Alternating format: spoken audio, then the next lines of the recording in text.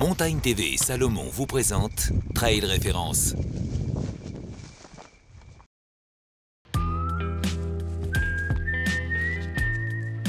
La nuit, traversez-la avec Petzl.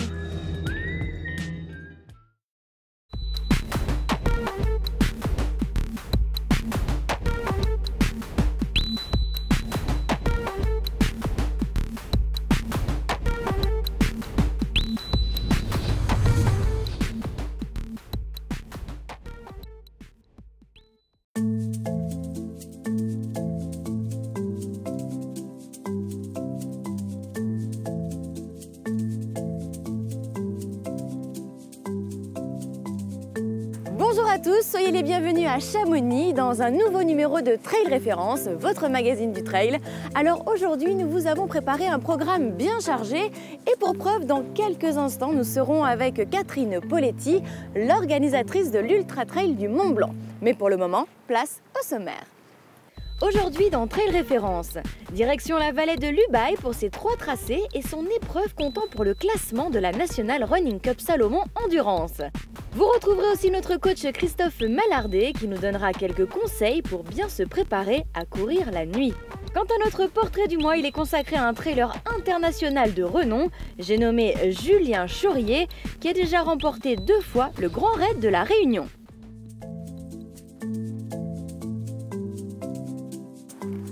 Mais pour le moment, je vous propose de rencontrer Catherine Poletti, l'organisatrice de l'UTMB.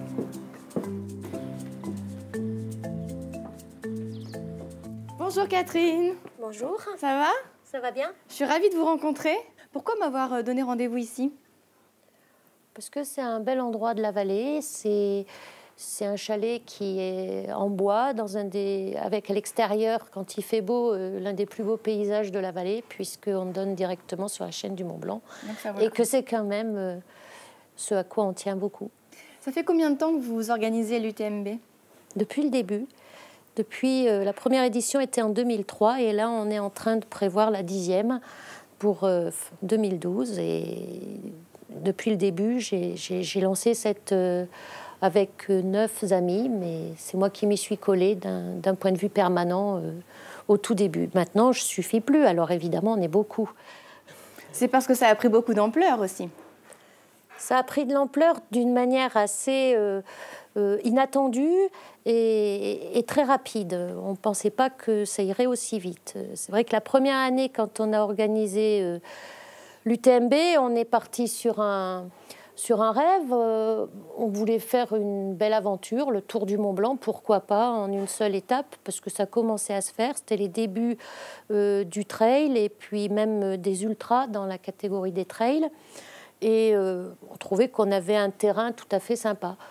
Et c'est comme ça qu'on a lancé l'idée de le faire en une seule étape. Alors justement, quelles sont les particularités de l'UTMB? Les particularités de l'UTMB. Déjà, c'est un trail.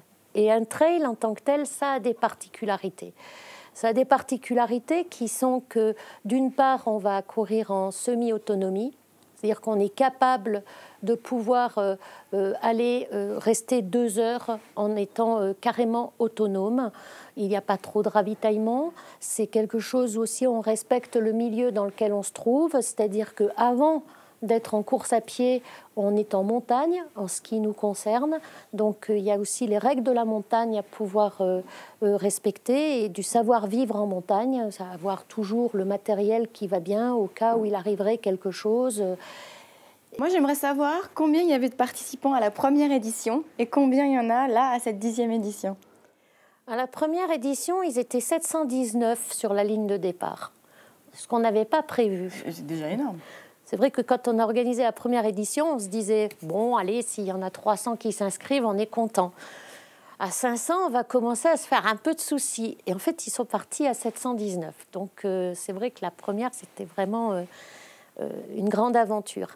À l'édition 2012, ils seront 6000 au départ, sur 4 épreuves différentes, certes, mais 6000 au départ qui viennent de 73 pays différents.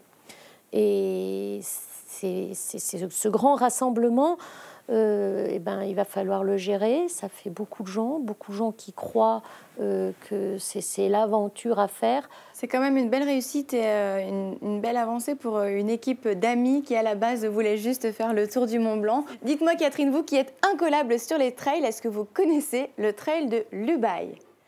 Le trail de l'Ubaye, non, parce que je ne connais pas tous les trails. L'Ubaye, oui, parce que c'est un super endroit. C'est une très belle région, en effet. Je vous propose d'aller faire un tour tout de suite. Donc, ce sujet va certainement vous apprendre quelque chose. Ce trail offre 3 parcours, l'un de 12 km, de 23 km et de 42 km. Je pense que ça va sentir bon la lavande, non? Sûrement. On regarde?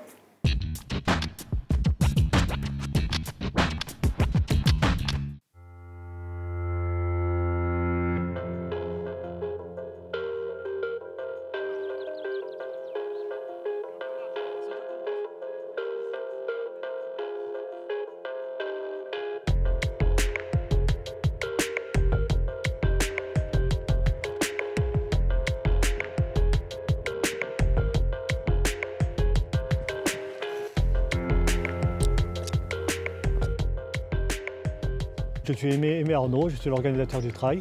Là, on se trouve exactement sur la zone de départ du trail Ubaye Salomon et on est parti pour 6 heures de reconnaissance. Salut Mia.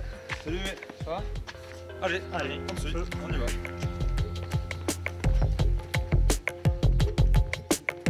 Le trail Ubaye Salomon se déroulera le 12 août à Barcelonnette dans la vallée du Baye. 3 parcours, donc un parcours élite avec 42 km et 2500 mètres de dénivelé positif. Un parcours de 23 km beaucoup plus accessible. Et depuis l'année dernière, on a rajouté un parcours de 12 km qui est également ouvert aux randonneurs. Voilà, on se trouve sur la partie roulante du parcours, c'est-à-dire il y a environ 5 km en léger faux plat montant avant d'arriver au village du Vernet. Avec un passage, bientôt on va arriver avec un passage dans le golfe. Ça part généralement relativement vite et cette portion-là permet d'étirer le peloton.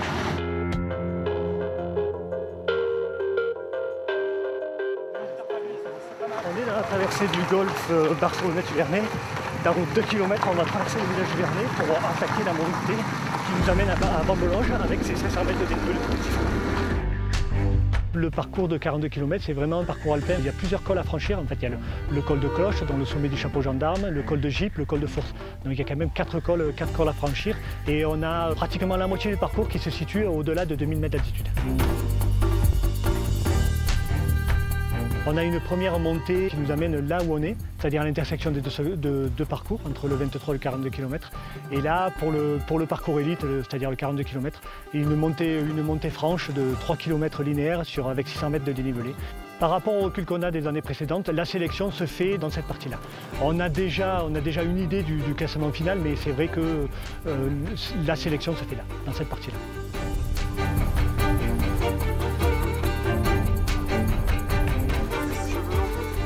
Je suis venu ce week-end sur 5 jours avec le team Espoir Salomon. Là, à cette époque-ci, tous les sommets, on n'est pas sûr d'aller encore très haut en altitude. Il peut y avoir encore de la neige au sommet. En venant un peu plus dans les Alpes du Sud, on pouvait se dire qu'il aurait fait meilleur, on aurait eu des meilleures conditions.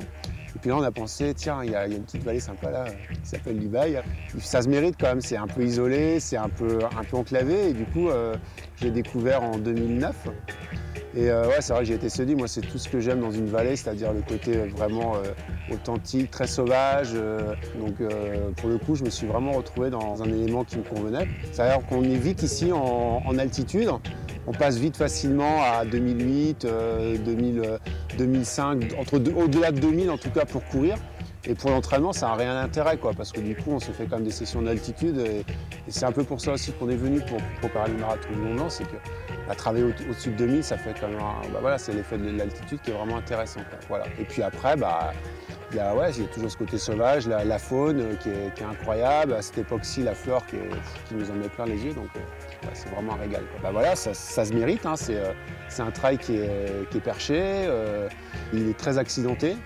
Sur du chemin pas facile, mais il est magnifique. C'est vraiment le trail alpin par excellence. On court aux côtés des lutins, on a vu des chamois aujourd'hui, des marmottes, un panorama à 360 qui est excellent. Enfin, ouais, c'est le trail alpin par excellence.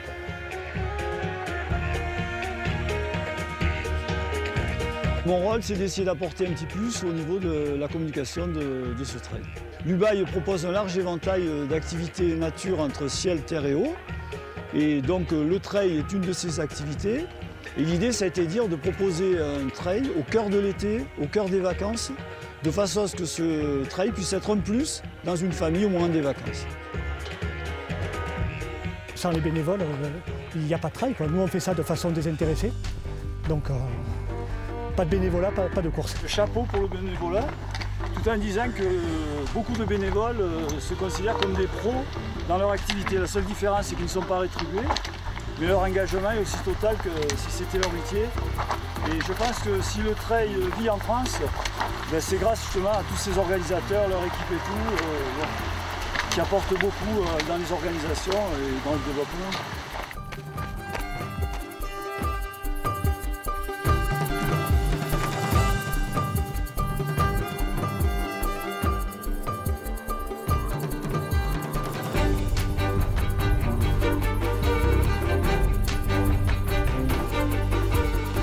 Ouais, tu vois, là on est dans la montée du chapeau, sur un joli petit sentier, dans une forêt de mélèzes. Et environ il faut 40 à 45 minutes encore pour sortir au sommet. Sur 10 km, on prend 1200 mètres de dénivelé positif. Pour arriver au sommet, au point culminant, c'est-à-dire au sommet du chapeau gendarme à 2680 mètres.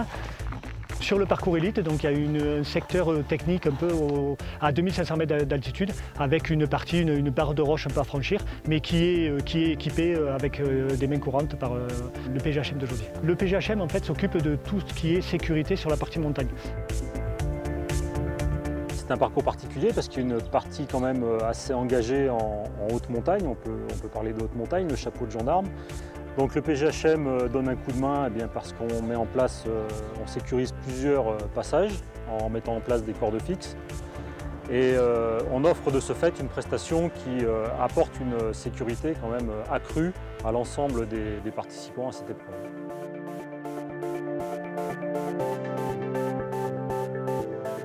Là, on vient de terminer la descente du chapeau gendarme. Il y a une légère remontée avant de retrouver le dernier point haut, le col de Fours. On vient de traverser tout un alpage où c'est que vous avez de grandes chances de rencontrer des bouquetins. Et on redescend sur la station du SOS de Supersos par une partie des pistes de ski et après dans une forêt, un beau sentier dans une forêt de mélèzes. Ensuite, il y a une partie un petit peu vallonnée sur 3-4 km et les 4 derniers kilomètres, c'est une descente franche et l'arrivée se fait au parc de la Sapinière par 800 mètres à peu près de plat goudronné.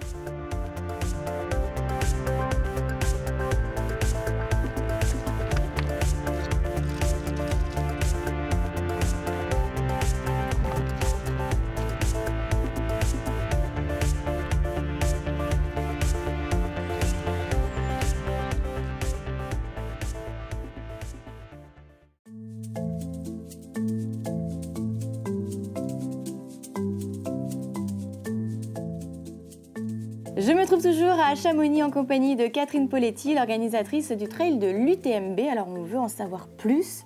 Moi j'aimerais savoir ce qui est le plus difficile dans ce trail. C'est surtout de bien savoir appréhender le milieu dans lequel on va se trouver. De ne pas arriver en pensant qu'il s'agit de faire une simple course à pied, même avec du dénivelé, etc. Non, on va se retrouver en montagne. Et il va falloir s'adapter à ce milieu-là et le prendre en considération et admettre que de toute manière, eh bien, on est forcément plus petit que la montagne, que ce qu'elle va décider, eh bien, c'est ce qui va se passer. C'est pas parce qu'on a parcouru des 200 km ou des 300 km sur route ou dans d'autres conditions qu'on va être en phase avec ce trail-là. Et justement, quels seraient les conseils à donner aux gens qui souhaiteraient faire ce trail en particulier ? C'est de ne pas se retrouver trop surpris dans ses habitudes, d'être préparé en tout, d'être préparé sur la nourriture qu'on va prendre, d'être préparé sur le matériel qu'on va utiliser et aussi d'être préparé sur le terrain dans lequel on va se trouver. Ça, c'est hyper important. En fait, il faut être bien préparé, ça c'est le plus important. Vous savez, dans notre émission, chaque mois, on a notre coach sportif spécialiste du trail qui s'appelle Christophe Malardet qui nous donne des conseils. Oui. Et aujourd'hui, il a décidé de vous expliquer comment bien vous préparer pour effectuer un trail la nuit. Regardez.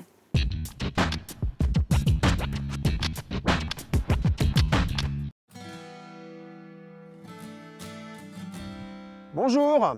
Quand on fait du trail, quand on fait des longues distances, ça implique souvent que l'on parte soit tôt le matin ou parfois même en début de soirée. En tout cas, vous allez faire une partie de votre course de nuit. Ce que je vous propose aujourd'hui, c'est de voir comment on reste efficace dans le noir.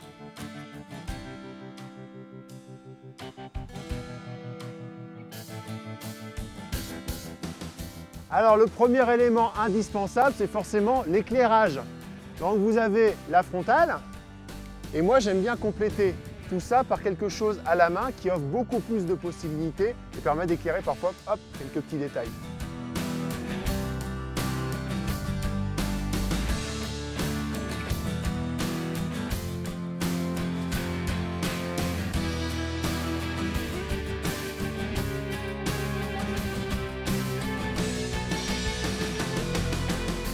Dans le choix de votre éclairage, ce qui est important de regarder, c'est d'abord l'intensité de votre lampe qui se mesure en lumens. Donc une lampe, souvent un produit, propose plusieurs intensités qui peuvent aller de 200 jusqu'à 1000 lumens. Ensuite, il faut aussi regarder les différentes possibilités de réglage de votre lampe. Alors les angles, et puis parfois aussi la modification du faisceau lumineux qui peut être plus ou moins large.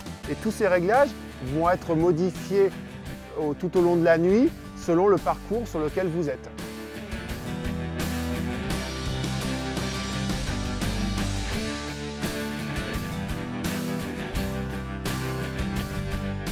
En tout cas, ce qui est sûr, c'est que le poids n'est pas déterminant dans votre choix. Vous regretterez toujours d'avoir un mauvais éclairage, mais jamais d'avoir 100 grammes de plus dans votre dos.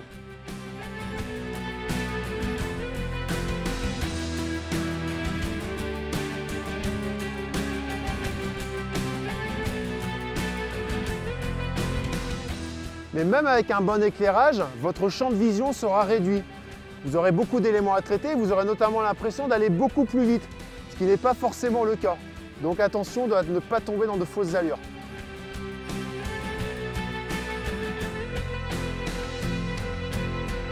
D'autres éléments qui me paraissent importants, c'est la température. La nuit, il fait beaucoup plus froid, donc pensez à bien vous couvrir et toujours avoir quelque chose dans votre sac au cas où. Il faut à tout prix éviter l'hypothermie.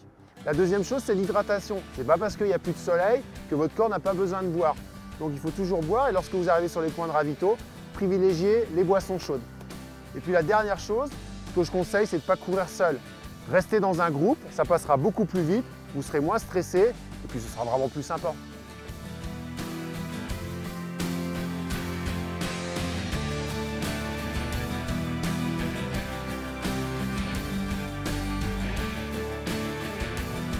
Dernier élément, votre course part en soirée, vous allez passer la nuit dehors, vous risquez peut-être d'avoir un coup de barre en fin de nuit. Pour ça, il faut l'éviter, il faut avoir un maximum de fraîcheur et c'est bien d'essayer de décaler d'1 heure chaque jour son sommeil dans la semaine qui précède. Et en plus, si vous arrivez à faire une sieste l'après-midi avant le départ, c'est parfait.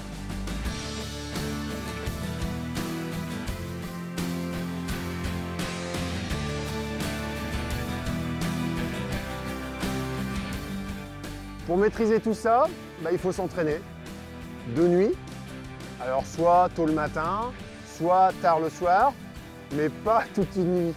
L'essentiel, c'est d'aller régulièrement sur des sessions d'1 heure, d'1 heure et demie, pour s'approprier l'élément nocturne et puis prendre tous ses repères, pas plus. Voilà, je vous souhaite une bonne course et puis à bientôt. Ciao!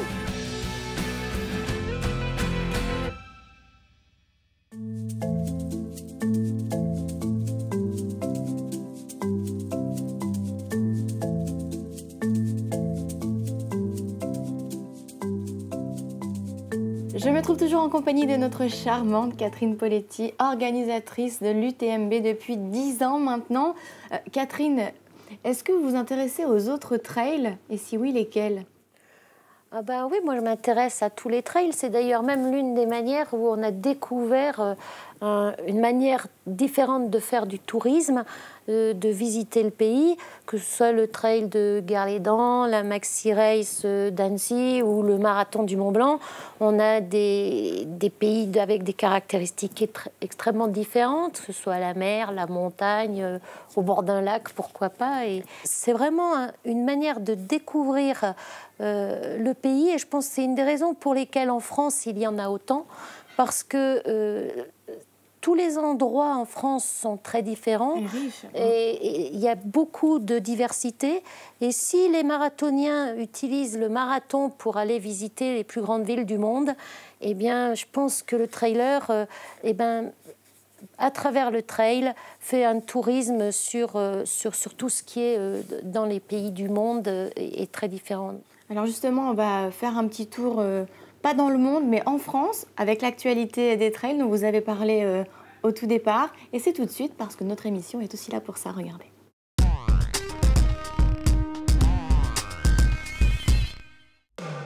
On démarre cette rubrique actu en prenant la direction de la Bretagne. Le 27 mai dernier s'est tenue dans les Côtes d'Armor la 14e édition du trail de Gare-les-Dents. Ce rendez-vous du trail running réunit les meilleurs spécialistes régionaux de la discipline, comme Laurent Jaffré, vainqueur de l'édition 2011, ou encore Philippe Kerbaol, régulièrement placé.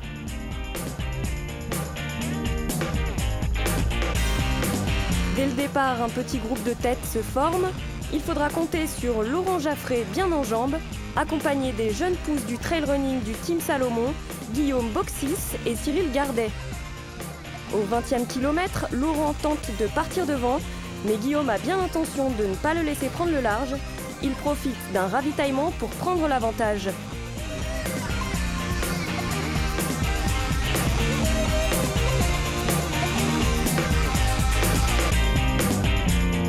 Guillaume Boxis l'emporte donc en 4h57 sur ses 58 km, devant Laurent Jaffré, 5 petites minutes derrière. A souligner la belle démarche des 3 jeunes du Team Salomon qui couraient pour les couleurs de l'association Vaincre la mucoviscidose. Direction la Haute-Savoie, il est 3h30 du matin, le départ est donné à Annecy-le-Vieux pour les 91 km de la Technica Maxi Race et un peu plus de 5300 mètres de dénivelé. Ce sont 1164 trailers qui prennent le départ de cette grande boucle, proposant le tour du lac d'Annecy par les sommets. Le Hongrois Németh Csaba est en grande forme. Chez les féminines, Anna Frost domine déjà son sujet. À Doussard, à mi-parcours, Pascal Giguet et Németh Csaba font course commune.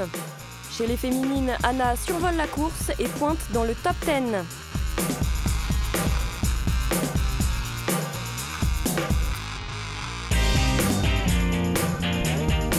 Mais le jeune Allemand Philipp Reiter monte en puissance et dépasse Pascal Giguet avant d'arriver au dernier ravitaillement de Menton, 2 minutes derrière le Hongrois Németh Csaba. Un ravitaillement express, il ressort des stands le premier et s'envole vers le col des Contrebandiers puis vers la ligne d'arrivée. Il s'impose en 9h45 minutes. Németh et Pascal auront tenu le coup pour finir tous deux sur le podium en 10h06 minutes et 10h10 minutes. Anna Frost, elle, savoure sa performance. Elle finit à une remarquable 4e place au scratch en 10h15 minutes. A noter en cette fin juin, en Italie d'abord, au cœur de la station Cortina d'Ampezzo pour la Lavaredo Ultra Trail. Pour cette édition 2012, le parcours a été rallongé de 28 km, soit un total de 118 km et 5750 mètres de dénivelé positif. Un parcours des plus aériens avec des passages à plus de 3000 mètres et une vue imprenable sur les Tre Cime. Plus de 600 inscrits sont attendus au départ et pas des moindres côté élite. L'Espagnol Iker Carrera viendra se tester sur ce parcours. Il faudra compter aussi sur le Français Sébastien Chéniaud, vainqueur de l'édition 2011. Le globetrotter Németh Csaba ainsi que l'Espagnol Zigor Iturrieta sont attendus également. Côté féminine, la Brésilienne Fernanda Maciel viendra défendre son titre. Elle pourra encore compter sur ses coéquipiers du team The North Face pour franchir la ligne d'arrivée. Côté France, à Chamonix, on attend ce week-end près de 5000 coureurs âgés de 4 à 79 ans, répartis sur les courses enfants, le 10 km, le cross, le marathon et le kilomètre vertical. Ces courses offrent des vues exceptionnelles sur la vallée de Chamonix, avec entre autres la montée par l'aiguillette des Posettes, ainsi qu'un final par les balcons sud, amenant les crosseurs et les marathoniens vers une arrivée à Plan-Prat.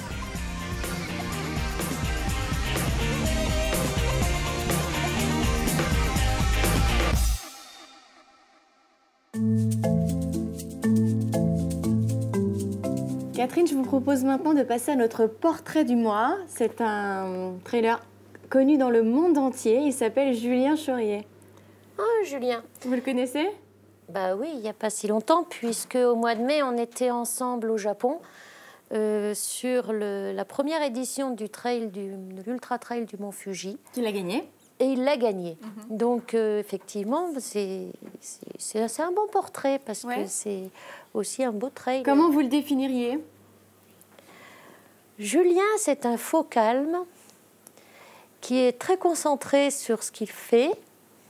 Et cette année, ces 2 dernières années, sont vraiment 2 années de grande réussite pour lui. Ben voilà. Donc il faut qu'il en profite. La suite du portrait, c'est tout de suite maintenant, rien que pour vous. Merci infiniment d'avoir été avec nous, Catherine, et j'espère vous revoir très très bientôt. Puis je viendrai peut-être essayer l'UTMB.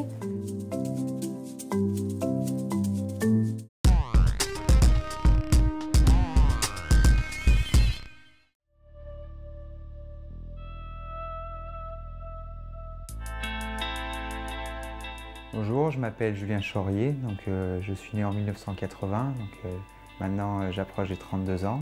Ça fait 6 ans que je fais du trail, j'ai découvert cette activité en 2006, après quelques années à faire du vélo de route.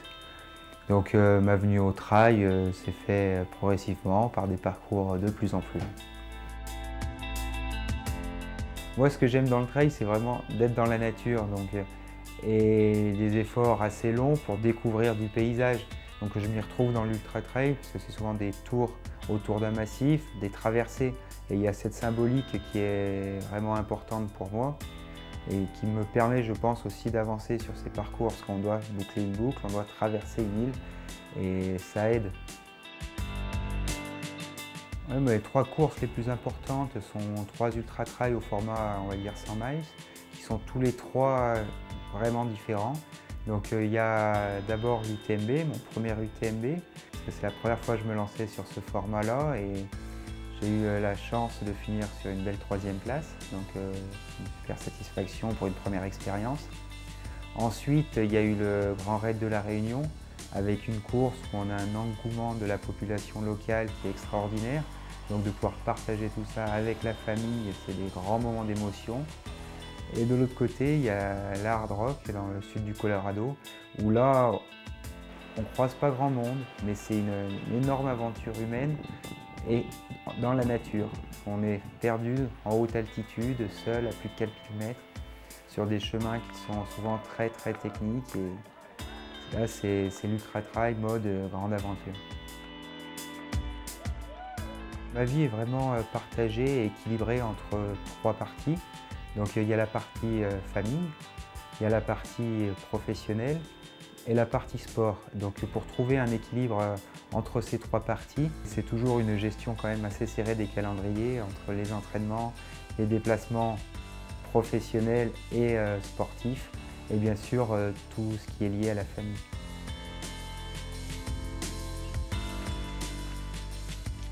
La saison 2012 était orientée sur 2 objectifs. Donc le premier vient de se passer, c'était l'Ultra Trail du Mont Fuji, donc, qui s'est très bien passé. Et le deuxième gros objectif va arriver fin août avec l'UTMB, le Tour du Mont Blanc. Et entre-temps, fin juin, ce sera le Zugspitze Ultra Trail, désolé pour mon allemand, qui est un 100 km dans le sud de l'Allemagne avec pas mal de dénivelé. Des grands rêves dans la discipline de coureur, il y en a énormément. Donc c'est vrai qu'on a de super beaux sentiers en France. Donc de pouvoir les parcourir assez rapidement, c'est des belles aventures qui font envie. Et je pense notamment à une traversée de la Corse qui me titille et j'aimerais bien aller y faire un tour. Les projets, ma vision du trail et la vision que j'ai actuellement, c'est de découvrir un maximum de pays, de cultures. Donc je profite de cette passion pour aller découvrir des nouvelles cultures, des nouveaux horizons, donc un peu en Asie, un peu aux États-Unis, un peu dans les Caraïbes. J'aimerais continuer à découvrir le monde en courant. Je trouve que c'est la manière la plus simple de se baigner dans les civilisations, dans les cultures et de voyager au cœur du pays.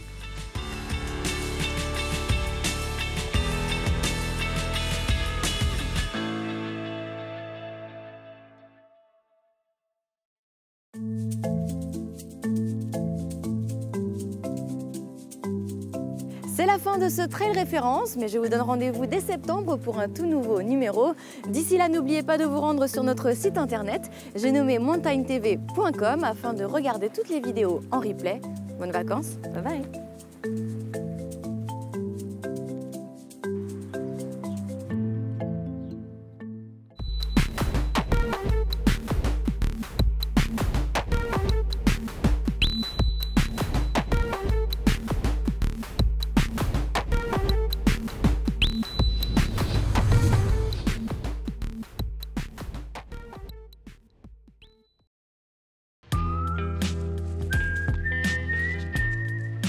La nuit, traversez-la avec Petzl.